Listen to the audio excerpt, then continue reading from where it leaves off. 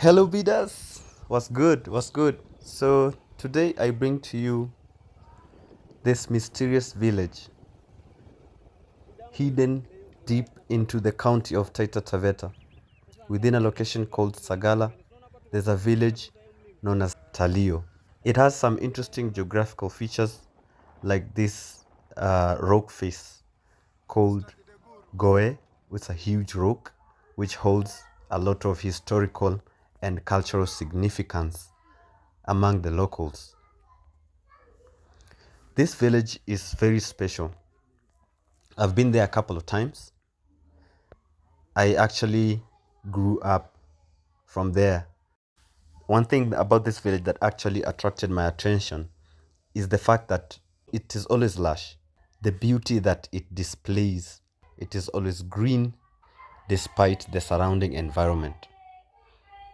This village is located in an area where it does not receive enough rainfall. That explains the fact why most economic activity here is pastoralist, grazing, because it's a semi-arid region with just shrubs and some grasslands. You don't find huge rainforests or hot and wet or humid environment here. But this village, this very village here, located at the foot of this hill, at the foot of this huge rock face called Goe, it's a natural and unique phenomenon, and that's why it's a point of discussion for our video today. This village does not experience the drought that the other surrounding areas actually experience. You'd find that, and it's not a huge village, it's a very small patch. In fact, within the very village, there are areas that don't receive rainfall. So it's only this small patch I'm talking about that receives a good amount of rainfall to guarantee food and this kind of beauty, or rather the greenery that you can see around here. So first, let's talk about the history and cultural significance behind this rock, this massive rock, and what the young generation is missing. Because there is a legend and some myths that I want to explain to you, that I want to pass to you, that most young people here don't know about. So I had to sit with the elders, ask them about the importance and the significance of this rock, the history of the people of the Talio village and Sagalla location at large, and the Sagalla tribe and the language. I believe that this rock creates some kind of microclimate. For those who did geography, so there's the windward side and the leeward side. So I believe this is the windward side. That the red berry clouds, they come to drop the water here, and hence the the lush environment. Now about this rock, I have some elders sitting with me, telling me about the stories, about the ancestors and what's behind this rock and the cultural beliefs in that are related to the Goe rock. So from now henceforth, I'll just refer to this rock face as Goe. So Goe, actually, people of this village identify with this rock. In fact, people who come from around here, they call themselves Mgoe, meaning a person that comes from Goe. So they believe that they actually originated here. And elders of this area, which are not many of them actually, they are just few who love to tell stories about this area. There are not many, so even if you ask around, you'll be told go to specific elder, they'll tell you about the story. Most young generation, even our parents themselves, they have lost track of these legends, which are very important actually, because they give you sense of belonging. If someone comes here from, say, Europe or other parts of the world, and they want to know the history behind these people and this rock in specific, they can only go to those elders. So first, I'm told that this rock face here, together with the surrounding wilderness or the forested region you see, has a lot of cultural and historical significance as I've said, in that it served many functions and beliefs. So first, it served as a hideout. Some of these legends that I'm telling you right now, some are just legends as they're known, uh, and some are actually historical facts. I don't know which ones are. This is up to you to determine, because unfortunately the stories are not documented anywhere. You won't find this village anywhere from the internet, but you can only get it from the elders. So the only way to extract information is to come and sit with the elders, buy them some booze, chill with them, and when you connect with them, they can give you the story.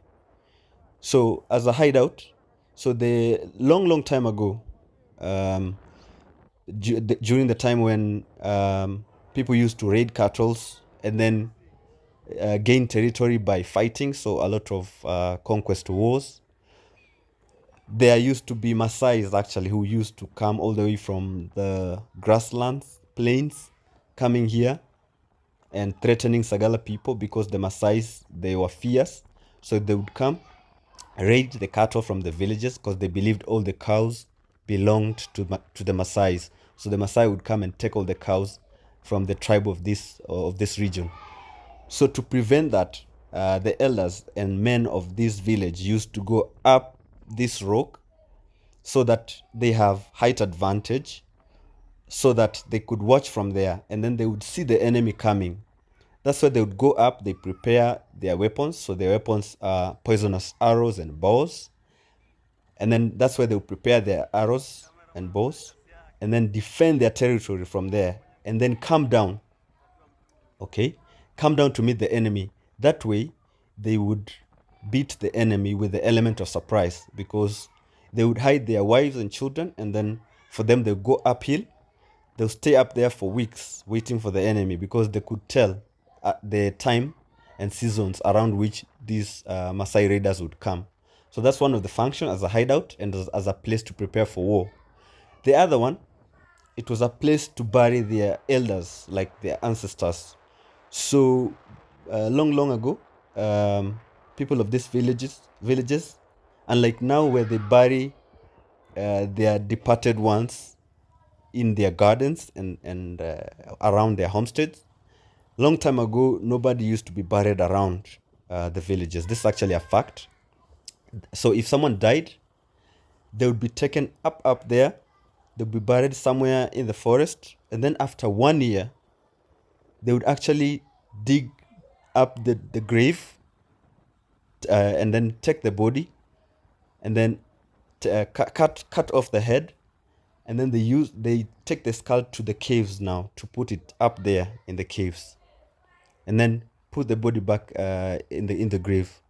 Now, of course, by that time it would just be bones, but yeah, the rest of the bones would just be buried back in the grave.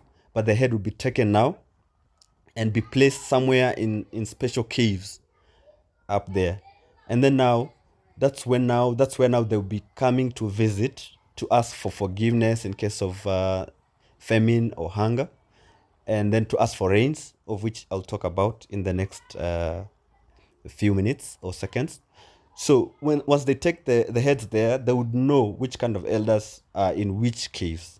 All right. So that's why you would find a lot of skulls on those caves when you go up there, when you hike. Even now, like if you go up there, you find some of those skulls hidden or just displayed in amongst some of those caves. Okay, the other function now is to appease the elders and to ask for forgiveness and to also sacrifice. So this is what I was talking about now. So during dry seasons, and that's why this village is a unique region. This is why they believe they are ordained, they are blessed, and they always have the rains. They always have food in abundance. It's because of this kind of activities and rituals. So now during dry seasons, where other villages were suffering, they didn't have enough food and stuff, and there were no rains, elders will get a ship, and then they will hike all the way up there where there are skulls by the caves. They would go there with some banana leaves, and then with the ship. Okay, they will now slaughter the sheep there, pour the blood on the ground, and then they'll also pray to the ancestors by the skulls, by the caves, to bring rain. And then there are things, of course, there are rituals that they would carry out.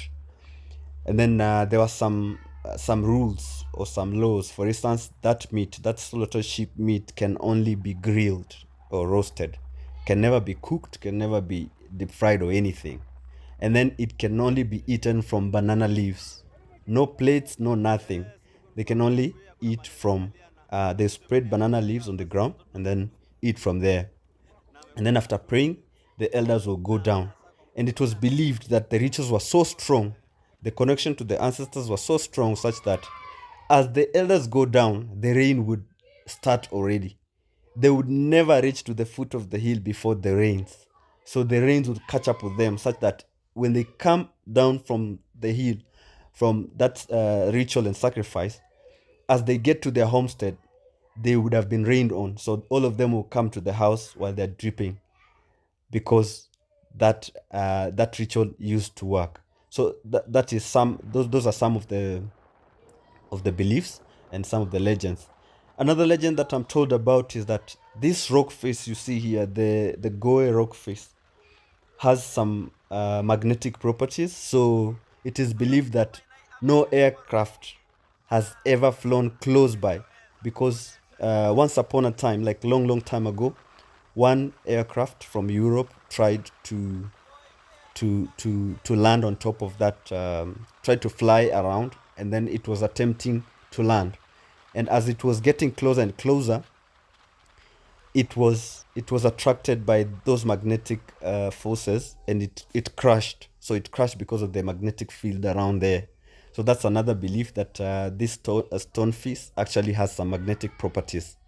The other one is that there are spirits up there that some elders used to talk to, and they actually protect and conserve the forest. So there are some indigenous tall trees, ancient trees that you can't cut down. Even if you try, you will experience some kind of rebellion from the spirit. So for instance, if you're using an axe, the axe will just disappear, or you will face some weird scenarios. For instance, you'll be carried away, or you will see rocks falling towards you. You'll see some kind of destabilizing forces of nature that will force you to run away. So the forest was kind of self-protecting itself from deforestation. So a long time ago, people tried to go there. For instance, people in this village, they cut down trees to burn charcoal. It's one of the economic activities here. Of course, the forest is heavily protected now by Kenya Wildlife Service, but sometime they used to cut down a lot of trees to burn charcoal. But now it's not allowed, it's illegal. But they used to do that. But now, before the law came into action, into being, people used to actually cut down the trees. So if some trees would actually produce red sap when you try to cut them, that is looking like blood, and that would scare people away. So because of that, people never used to cut down the trees, and hence now the conserved forest, and the spirits used to dwell there, the place used to be sacred, and such kind of stuff. Yeah, so I felt that this is interesting. I've tried as much as possible to pass the story as given. I've not added or removed anything. So hopefully you enjoyed this content. But this is a unique village. It has always remained lush. But in summary, it has cultural importance for the people of this community. And I felt like it is important to share such kind of fascinating stories, so that at least most people can have this information, because it is not documented anywhere, and there are only a few elders left that are talking about this. So yeah, guys, let me know what you think about this story. What do you think is a fact? What do you think it's just a myth? But yeah, so this is what I have for these rock faces. Of course, there are other functions that are still ongoing even now. There's source of food. Like there are people who go to hunt with their dogs up there and come down with meal. in form of meat. They hunt monkeys, for instance. They hunt rock hyraxes. That's a fact. But for me, I was interested in mostly the legends that I was getting from elders. Of course, they also gather fruits from up there.